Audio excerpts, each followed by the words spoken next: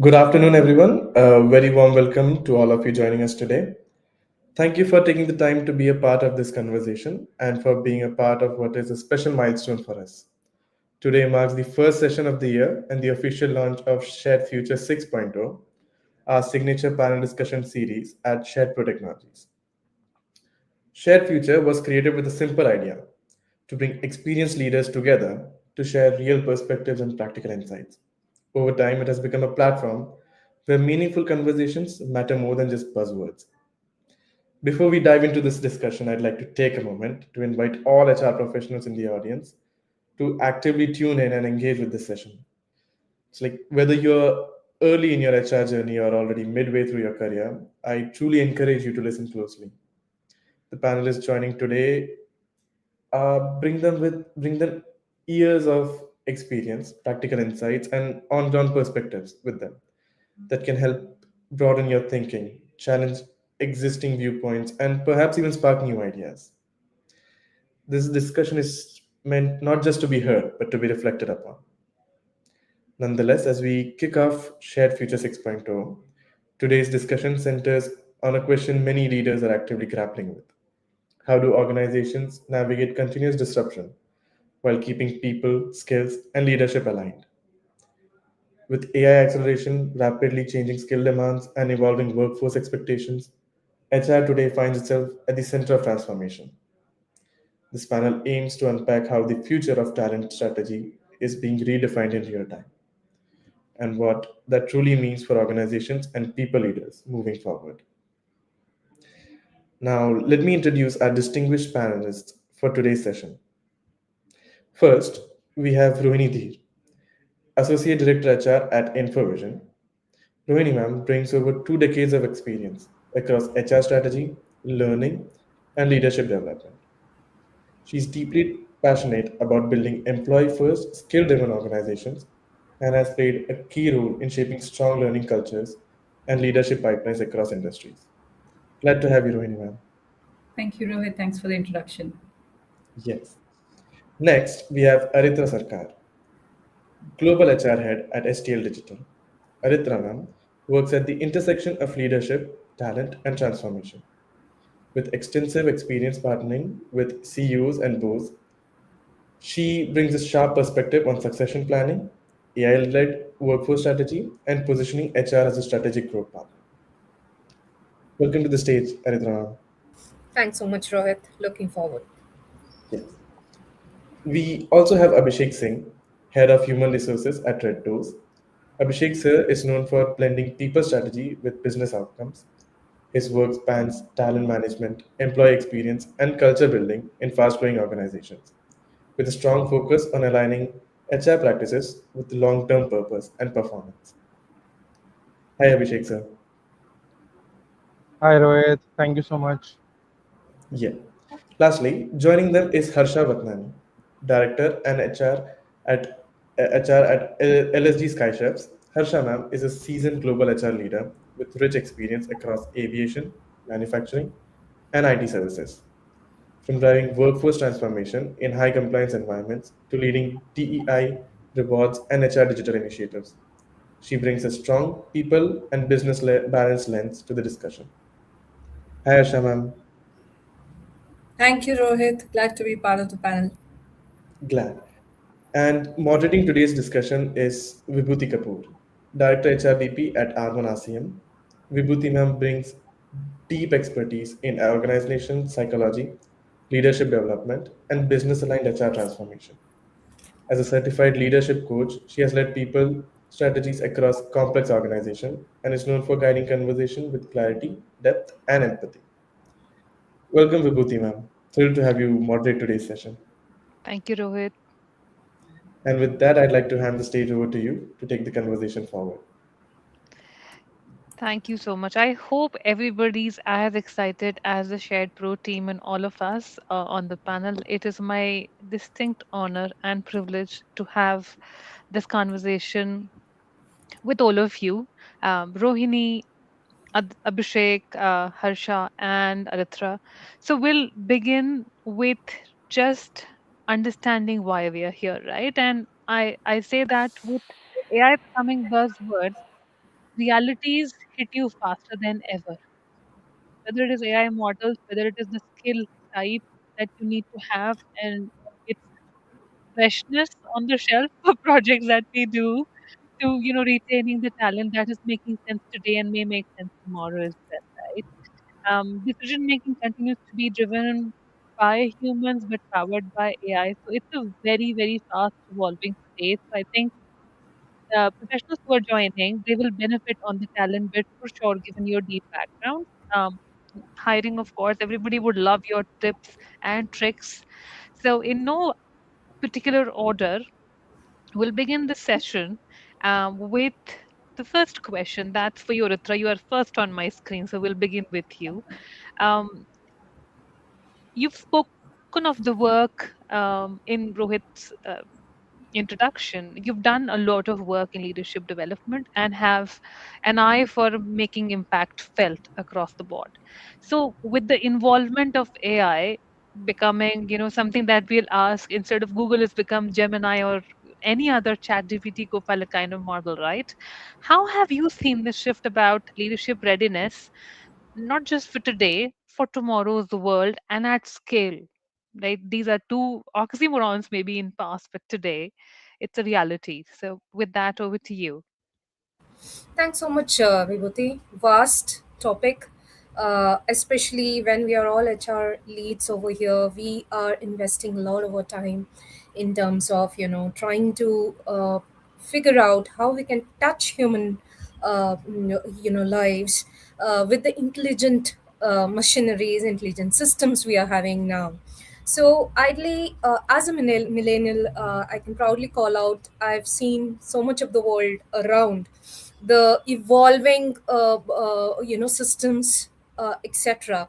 So I feel that we are all adapting to it at this point of time. So when you call leadership, it has fundamentally shifted the leadership readiness. Ideally, if you have to ask me, what we used to know versus what we think and how are we adapting. This is a super transitional phase for us, as well as having AI as the fundamental shifting the leadership thought process and the mindsets. Now, today it's not about only knowing, it's about experiencing, it's about adapting, it's about learning velocity, it's having the right decision making and judgment in an ambiguous situation, and the ability to lead, as I mentioned, alongside the intelligence systems. So if you ask me, critical roles are no longer the JDs nowadays. If most of us have seen how it has become, now it's the capability, right? We are deep diving on the capability. It's not that companies are having bench just as a bench concept which we had earlier. Now it's the scenarios which will come and how will we combat with those scenarios. So capability scenarios we can call them as. So the future critical roles may be called as capability scenarios. Now at scale, if you ask me, leadership readiness today is less about control as well and more about curating the talent, the intelligence, and the trust. So I can definitely say that leaders don't win now by knowing more. They ideally are winning by making better sense of that more. So absolutely fantastic Love that. phase. I would like to know from you more and the other panels as well. Any thoughts, Rohini, you have given your work in this space, and I've heard you know, in different ways about you and your passion in the subject. Absolutely. I second with Aritra when she talks about transition, because I think we all are experiencing that there is such a lot of transition. So, one of the things in this transition is that how do we make human capabilities stand out, and also we are able to work in collaboration. And more than only learning about AI, we have to put more sense into the human capabilities or the critical thinking, communication. Those kind of skill sets definitely stand out for us as well as an organization. So yeah, I absolutely second with Aritra. I think that's a great starting of today's conversation. Awesome. Now that you have the mic, Rohini, um, as a lovely mom to a 16-year-old, I am sure life is very, very different for you at home and at workplace, given the generational diversity we all love. have and we are expected to manage in terms of hiring right, training right, retaining. What could you talk about with us today on the employee first learning culture? Because you are passionate about learning, and I've heard that as well about you. Yes. Anything that you can share in that space? So, building that entire idea of employee first or a learning culture is something that we do over years, and definitely that it's not something only the L&D team or HR team does, but I think it's a collaborative effort with the leadership team as well. So, one of the things in learning to make the culture really stand out, or when we're talking about culture, we're really talking about different set of people and so many levels of people that work together.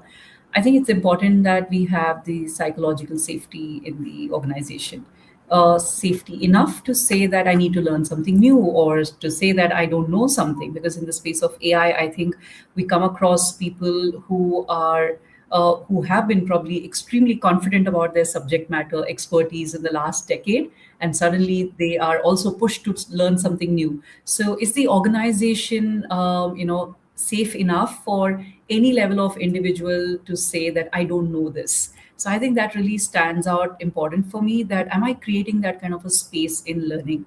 Secondly, are we all connecting to real business problem? Because there's so much that we can learn in AI, but are we all just staggered and we're just doing what we want to do or whatever comes in front of us? Or are we really focused on business impact, real business problems? I think that's important for me to show impact in learning, because what I learned today is going to be something I also apply in my projects. So that's something definitely stands out. And the overall leadership commitment, this is something so important, that the message is where there's better collaboration, better mentorship, and better overall resilience to this entire change. Love that. So I'm going to pick up the word resilience and curiosity together.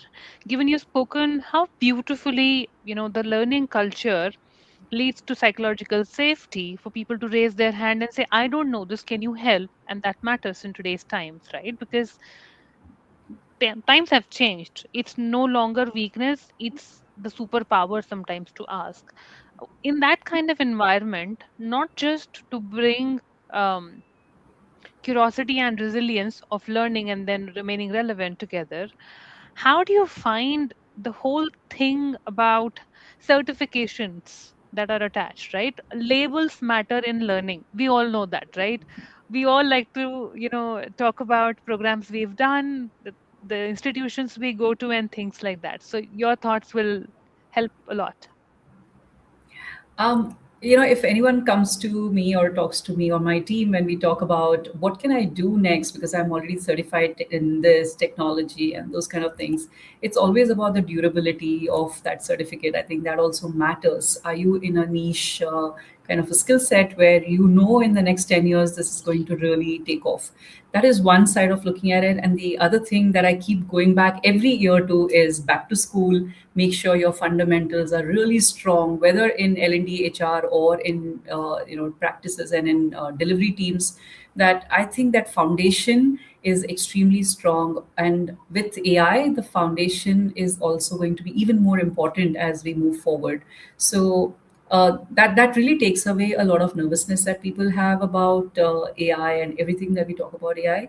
That no matter where we are moving forward, we should not forget the baseline of things we started with. And I think constantly having that grooming and upskilling yourself on the foundation really makes a big difference. Love that. And I'm going to take a quick pause and share. I know of a like very dear friend of mine from work. Her mom is I think 56, and she was telling her daughter, and we were just talking about it over coffee. My mom has done a course on AI, she said. And I said, wow, I'm so proud of her. And that goes to Rohini, what you're saying, right? Going back to school every year. Love that. Thank you so much for that addition.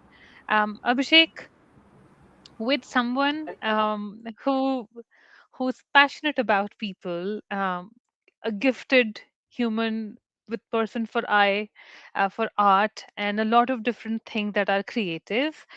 What is your take on future readiness of talent in the world of AI when nothing is permanent. The freshness of the talent fitment is changing so fast.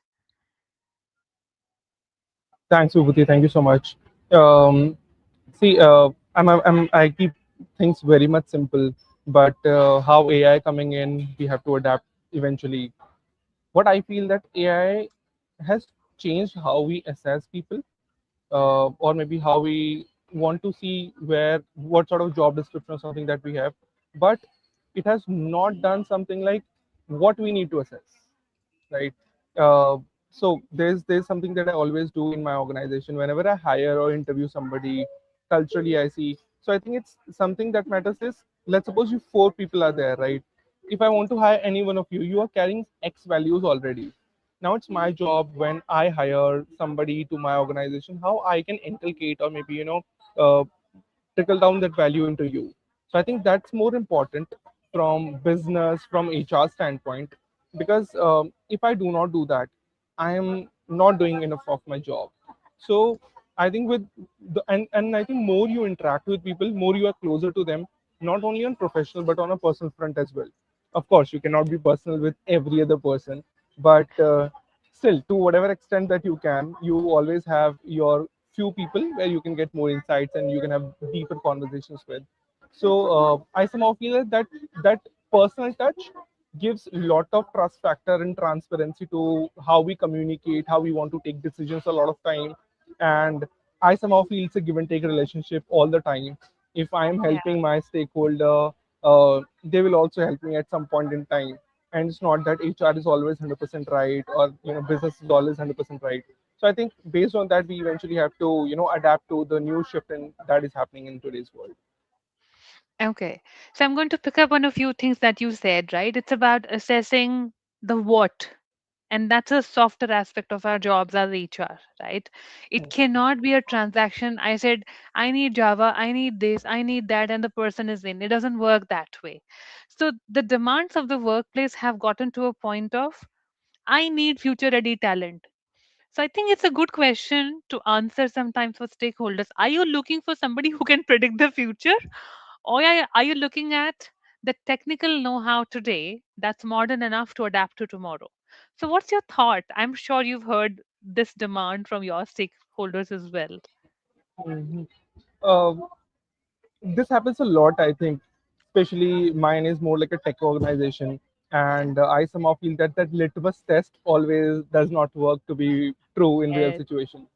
So there's a lot of pressure that hit, be it on cost, be it on growth, or whenever now we call, we want to do some disruption in the system. But I somehow feel that learning is something which should be a flow of work all the time. uh, be it you do IDP, LDP, all those sort of functions. But when you know the exact problem that you need to solve within that within that benchmarking or within that strength that you have, that is, I think, somewhere we can try to do better. And see, there's always a risk of talent that will always happen, and we are abided by that. But we always need to see that where that risk is coming from. Can you do that analysis? Can you get that census done in advance? And mostly, I think that I feel these days leadership is not looking for just sentiment reports. And even I somehow feel that I understand the ENPS, FGDs, all those things that we do. But when we listen to employees, and I think the employees want uh, decisions that are derived by the process that we do, right? So if we are actually helping our people, if we are actually helping our leaders, uh, who can be a future leaders, of course, uh, to get into that statement, let's see, hey, this is the problem and this is how we want to solve it, empathetically, and more towards, because AI cannot replace empathy at all. And of course, decision making has become smoother, but still it has not been that ways. So that's what aspect it is something that can only come when you try to be closer to people and try to understand those problems. Yeah. Love that. Harsha, coming to you, um, a working mom, with a 4-year-old and having, I'm sure, limited time. technology does help, but not everything gets done by technology, right? So in your Absolutely. experience, back home and at work, what is your take on technology creating distance between leadership and the population who's delivering work? Do you think it adds distance or it doesn't? What's your take there? Great question. See, technology definitely helps. A lot of us are on the panel. We would have taken some inputs here and there and then prepared a speech or so on and so forth with technology help, right? If I have to submit a presentation these days, you have lots of GPTs and AI models available. So if you're not using those and not taking the help of technology, of course, you're behind the curve, right? But I don't think it should create a distance with the leaders per se, and Hmm. it would, if the leadership is not in line with the current frame of times. So Yeah. employee expectations have shifted largely because now we expect AI to do our mundane work, right? You know that AI will be more objective, it'll be less political, it'll be less biased, for example. But can you trust AI to take your decisions on your behalf? I'm not sure we are there yet. Yeah. Yeah. Yeah. In our HR, because a lot of us here are HR professionals, we can take examples of promotion biases. So while you can feed in your data who's ready for a promotion or not, and of course the AI would give you certain aspects of it, can you actually feed the data of whether somebody was going through a high risk pregnancy, or somebody had a mom to take care of in the last 6 months, or had a death in the family and so on, and that could really affect the performance as well. Yeah. So as long as we are humane, leadership decisions along with AI agility is the factor in all the organizations, I think then we can protect the distance. Otherwise, it's all building distrust in the organization. And of course, Deloitte and other studies are already there which say that 60% of us still don't believe that AI should actually be used for everything, right? Even Yeah. recruitment, for example, as the simplest thing, we use recruitment as a first step for AI screening. But a recruiter or an AI recruiter doesn't know your culture. So the final culture fit should be something that a person decides, and only then it becomes a humane decision. Yeah. Love that. Thank you so much, Harsha.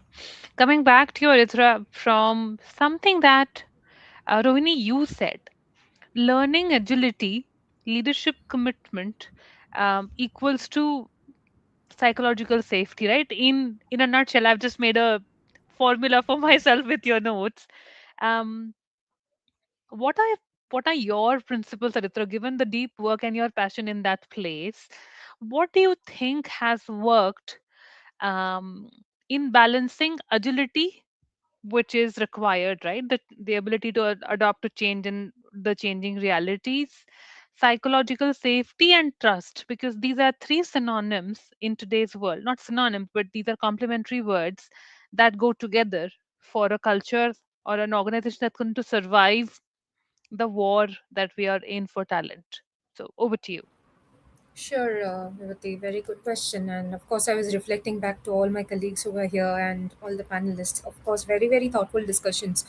So, to the question, Vibhuti, for me, agility, we are frequencing this word quite a lot nowadays, right? So, we need to understand that as well. So, for me, agility minus trust is just speed, right? It Yeah. is just speed. And if speed doesn't come without safety, then organizations break, the culture breaks for that organization.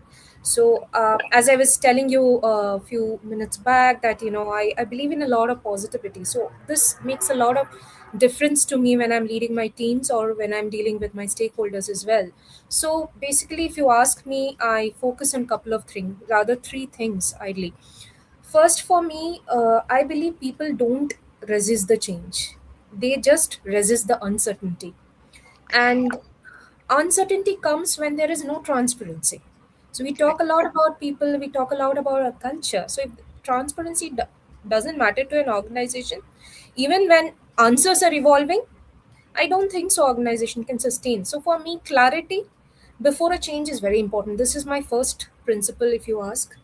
uh, Secondly, as we talk about and speak about agility, we are experimenting a lot of things as well. That uh, if I have to ask, uh, it not only works with leaders. It creating psychological safety is our willingness and individuals' willingness to build a system. Right? Culture doesn't is not built by leaders alone. It's built by people. So for me, it is important that when peers to peers discussions happens, or when leadership is talking to people as well, they should understand that it's not about only performance. It's about learning culture, right? So my second principle is like, to give people permission to learn, not just the performance alone. So for Right. me, agility requires experimentation, but it comes with not only performance but learning also.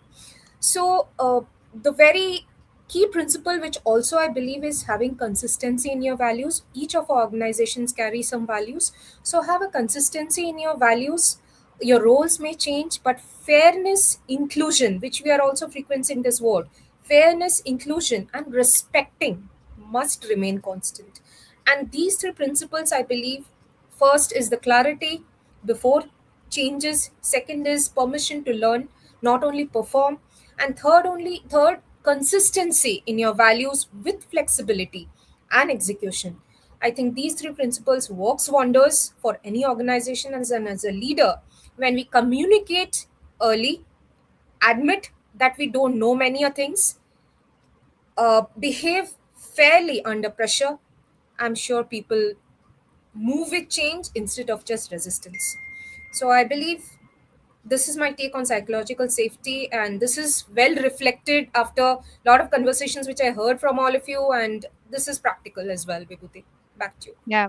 No, I love that. Thank you so much. And I'm going to take this with your permission. Agility minus trust is just speed. So love, love, love. Thank you. Rohini, coming to you. Given we spoke about I started the session with Aritra and we she spoke about capability. It's an experience transitional phase where we are learning. Um, so I'm going to take you back on the capability space. What do you think um, an organization should consider investing in, right? Whether it is capability in the behaviors that are expected, or it is technology, or it's a combination, because AI is going to change the way the world looks different, right? It's no longer changing calendar, it's actually changing. So back Right. to you with that. I think it's a great question. Thank you for that. I mean, definitely when we're looking at capability building programs, we are looking at long term investments now, also including AI. So I look at it from a different lens, and I have great mentors having these discussions with me. So it's not just an approach from what I do, but we are looking at long horizon perspectives. So we are looking at something like companies like McKinsey and the others, they have planning in their workforce strategy for AI. Most importantly, the durability. I think I touched on this a little bit, but I'll just talk a little bit more about it.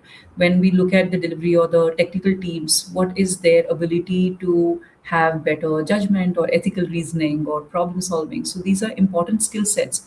But beyond that, are we including this as a part of learning wherein we do touch upon communication, but are we really focused on critical thinking and decision making?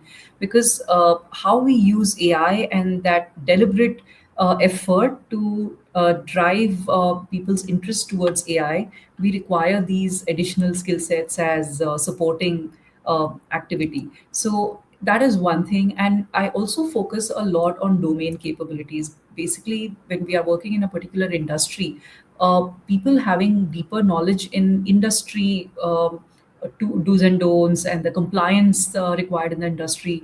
I think that also creates a lot of influence in the way that we have great relationship with clients and the kind of conversations we have with clients. I think with AI, we only build that better, but having that whole domain knowledge itself is a great capability to build. So definitely 2026 is going to be important for us from a domain and a compliance standpoint, and how we make sure that AI complements this entire gamut of what we're trying to build, because that overall is going to increase and develop better relationship with clients and how we are in terms of our partnership. There's Yeah. definitely rapid change because of AI and how the technical teams are experiencing the expectations from the project side and the overall productivity, efficiency, the accuracy, and all of this comes into picture. So, can we make learning a little bit more lightweight, a little bit even further than micro learning? Can we make it lightweight? Can we make it on the job learning, but at the same time, we also make sure that it's available easily. People are still able to experiment before jumping into something, because AI is new, so it's like a new toy, or it's like a like something new that we are taking. So can we take it with a little bit of care?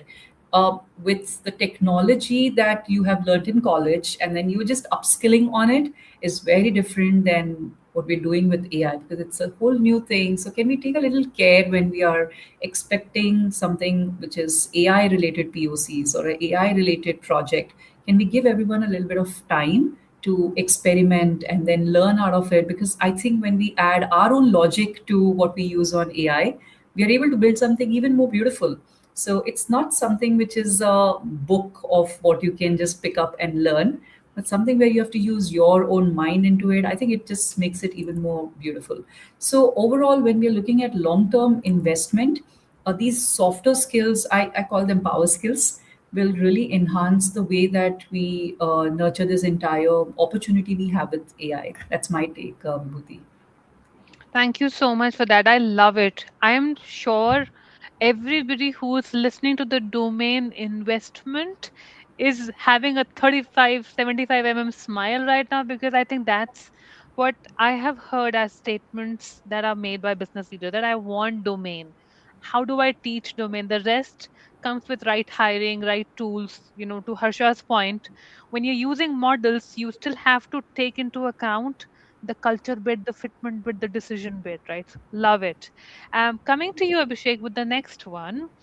I have heard the word responsibility, agility already in this conversation. I'm sure from what you said, you have one-on-one conversations, not possible with everybody, but at least create a space where you can have connect with people. In that world that you build connections, I'm sure people come and tell you things. Oh my God, this environment is very different, right? AI is disrupting everything. Um, in in a world like that, the talent that you're dealing with, what do you see them do well in the space of decision making, and long-term trust? Because these are two very important things that impact the outcome of the company and their career as well. So Fair. Thanks, Vibhuti. I think good question. What I feel that regular, so basically there's things that are going in market these days, right? Um, unskill, upskill, these things you always have to do. But there's one thing that I somehow feel, if you want to prove your metal, a lot of times this comes to my or my stakeholders' mind that, hey, it's not working out, let's go somewhere else. After 10 days, hey, it's not working out, let's go somewhere else. But my always conversation, coffee conversation with them is, if you go from here, you will eventually have to solve the same problems. The dynamics yeah, could be different, the quantum could be different, but at this level, you have to deal with this. So why not we deal it now?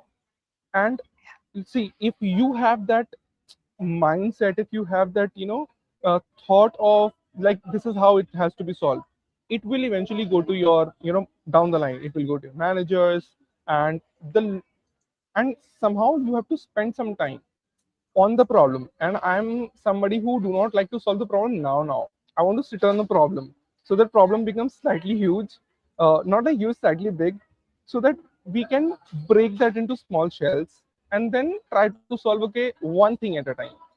Because if we do not do that, we I somehow feel that people are trying to run away from problems, or you can get a hike, you can get promotion, increment, or hell lot of things outside.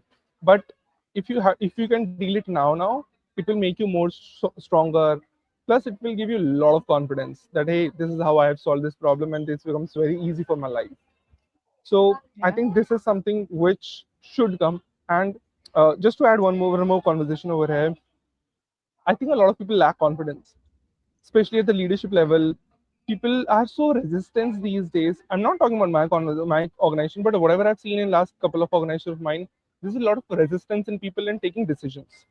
So, but what is the point of having you at a leadership level if you cannot be outspoken, if you cannot say no, if you cannot take very, agile decision these days, then it has no point of solving that problem over a period of time. Somehow that I feel. Yeah. I love that, Abhishek. I think confidence, to Aritra's point of permission to learn, fail, do it again. With that, Harsha, coming to you with our question on realities of work are shifting with AI, right? And employee expectations are also changing. It's a very Right. vast subject. Expectations are like an ocean. But in your experience, what are the shifts you are seeing? Meaning, what are employees expecting more of, less of, and how is your organization reacting in your environment that you're in? Great question, Vibhuti. So, of course, AI is changing everything that we know of life as we speak, sort of. And AI anxiety is also real, right? So, while employees may expect more clarity, more data driven decision making, at the heart of it, we're all scared little fellows, right? Because every study is talking about whether your role will be relevant or not, whether it will become redundant in the future or not, and so on and so forth. So, less than the PwC study that I read predicts that only 30% of the organizations are actually preparing our generations to save their jobs, right? Now, everybody is aware there's going to be some change, but can you protect the employability is what is the expectation of the population.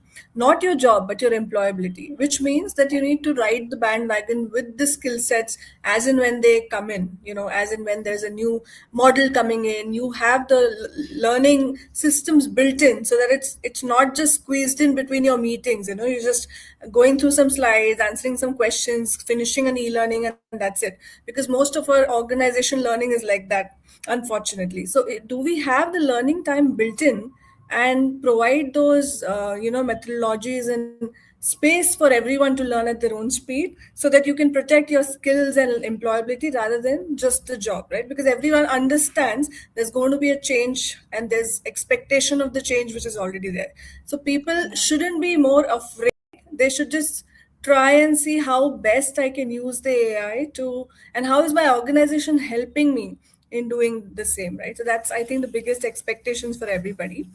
And with different generations coming in, we work together with a lot of generations these days, from boomers to Gen X to Gen Zs and alphas coming up as well. You can no longer hide behind the data and the shadows, right? Okay, the data gave me this model, so I'm not going to give you this promotion. That's not going to Yeah. work, because a Gen Z will probably ask you pinpointed questions. Where is my feedback, right? Then, throughout the year, you've never given me any instance of where I've not improved, and so on and so forth. Yeah. So while data brings in clarity, it also gives you more responsibility to protect the humanness and the conversations with each other. I think some of the leaders are also falling under this trap. I think one of the traps that I can notice is, leaders always say the data flagged this off, the engagement is just fine. I think Abhishek spoke about ENPS and all of that. So while the NPS survey scores may be very good, but if you don't deep dive and look into your own population, you might feel, okay, I'm doing good as an organization, but the reality may be very, very different, right? And a lot of these NPS survey scores in reality, people don't want to see themselves in the red, right? So the managers actually push their teams to say, okay, why don't you fill the score? Have you done it or not done it? So I think as leaders, we have to move beyond the data sets, think of culture, context, and then rationalize it as per each situation. Creating those learning spaces is very important. Rationalizing is important, and make sure that you have provided a humane platform to interact and not just dependent on the data. That's my take. Love that, Harsha. Thank you so much. Harsha, I'm going to stay with you on this question from audience, which I think you had spoken when I asked you my first question. We have an audience member who says, I'm under a lot of pressure to close roles faster using AI tools, but the quality is suffering. How do I balance speed with good hiring? That's a good question. See, AI, like I said in my first example, recruitment is something that we are trying AI as a first model with because it's easier. You don't have to go through 600 plus resumes in a day. You don't need to spend time reading ATS and so on and so forth. That's where AI will help you, but you have to build for yourself. What is the quality you're expecting. Maybe create a work function that is part of your interview process, where you're giving a project, for example, or you're giving a real scenario to an individual appearing in an interview, and then ask answers based on that, right? So that's where you realize what kind of a human is this person. If there are certain conditions that you pose, what will the decision making be? And you will get a real picture of a person that way, and not just reading resumes and so on and so forth. So quality can be determined by a human intervention only, which is where your interview process has to be more mature in terms of maybe a panel discussion, the bar raisers, having multiple people giving their opinions and not just basing on a model's response. I think that's how you will tackle this. Abhishek, coming to you on the same question, I've heard you talk about hiring and investment in people to build connections that last. You make observations based on your superpower. Audience, if you didn't know, Abhishek here is a singer. So he has this very, very intuitive built of, observing things that we may not see with plain eyes. With that secret out, Abhishek, what's your take on AI tool for hiring, balancing quality and speed? Thank you for letting others know about this. But not a good singer, but yeah, fairly okay. Just trying to have some fun around it. But on a serious ground, I think AI tool, as I said at the starting, but more extension to that, AI tool helps you find out or maybe ease in your process. But I always feel, and this is something I tell my team, that you have to put in your brain, and that's why you have, because brain is the most super functional part of your body. Use that. If you use that wisely, it will you can, because you are feeding something to the AI tool, right? If you have Correct. a job description, a lot of time, okay, a lot of time people, somebody in my team, they're just putting job description, and the designation, the job description automatically popped up. But that is not correct, because my role in my team expect different to X client. So it has to be that clientele role, and it has to be that curated, that this is the small bits and bits and pieces that I want for this particular role. Whereas in Supermacy, it could have been different. That's why AI tool helps you ease in your process. But again, you have to use your brain. You have to find and do that own selection of the smart and street smart candidates who can help you drive and grow the business and success of that. Love that. We have two questions, but same theme. I'm going to take one question instead. Like, I rather represent the question. So, just telling the participants who've asked. Um, Employees are worried about job safety, right? Now, everybody will feel, I've heard Aritra say this, right? Everybody's going to feel like small little children. I know, Harsha, you also made that reference. We're all processing it differently. And employees who are younger in their career will feel that, oh my God, what's happening? You know, and as HRs, some of us have to have these conversations, not just with our people, with businesses as well. So, leaders, anybody can answer this. This is a broad question. That point of view will help. Different point of views will help. How do you talk about reskilling without installing fear in people's mind and heart that, oh my God, it's changing. You need to change, otherwise you will perform or perish. Kind of statements don't help, right? So, whoever wants to answer. I will take it up, Vibhuti. I definitely have heard one of our leaders also vouch for this. People asking, we also ask ourselves behind the cameras. We also do, right? Our function is also at stake if we are not able to transform ourselves into the AI world as well. So, which we are also investing our time to understand. So, I'll just uh, Like to let you know, there is no fear, no scare. You will only get fear and get scared of AI if you don't learn AI. If you learn Yeah, AI, there is no scare. If you know yeah. how to use AI, there is no scare. AI is not going to replace you. It's going to replace you if you're not aware of it. Yeah, So I yeah. hope my statement justifies. No scare, no fear, only learning. Love that. Any additions? If I can add, long back, if you look at our own parental generation, right, they would have been in the same company for about 30 years. So they have a 30-year career in the same company. Now you look at our generation, probably five, six companies over a career span of 30 years and so on. The Gen Zs are shifting careers, in fact, in every 2 years, right? So it's practically possible to change your careers every 3, 4 years, maybe do something different. There's gig economy. There's lots of influencers doing this and that. So it's easier these days to make your money in different ways, right? AI is making sure that the path is even easier. So I think instead of being afraid, we can think about our career journeys as 5, 6 different milestones. And even if you have to take a step back and make a change, I think that's doable.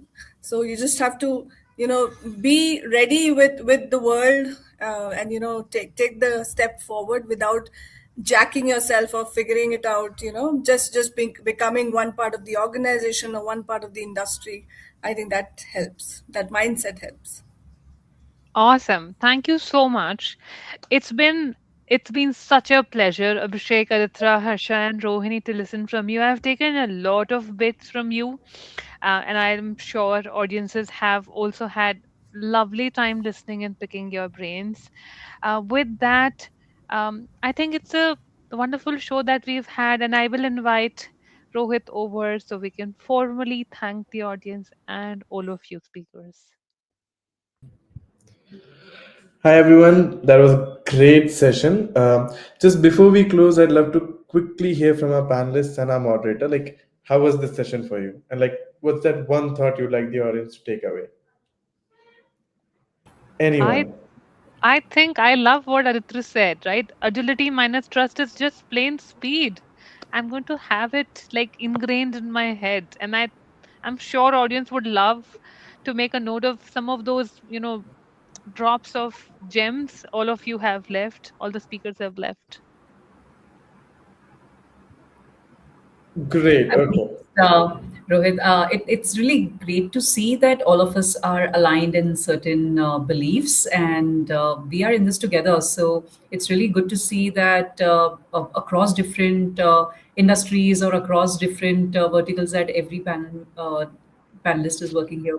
We have similar ideology. We want to make sure that we are providing all the support we can for career growth, as well as we are seeing this in the same lens. So that's really exciting for me. And also, I'm glad that I was a part of this conversation to also take back so much from the other panelists here. Thank you. Great. Um, I was happy to be part of this discussion. Yeah, this is also part of the learning process, right? We are bringing together different point of views and making sure that people are aware of where the change is going to take place, and everybody who is on it as an audience is already one step ahead of somebody who's not, right? So that's a very key message out here. I would just like to leave with one line. The more automated our workplace becomes, the human judgment becomes more and more important. So if we create that balance, we are all good.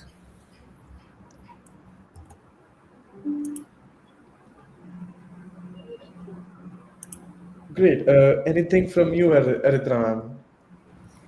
I just loved all the conversations, and especially kudos to you, Vibhuti. Your energy was awesome during the entire session, and I'm sure along with the audience, all of us loved it, and we have our key takeaways also. So I just want to let all of you know that learning is important for all of us in all junctures.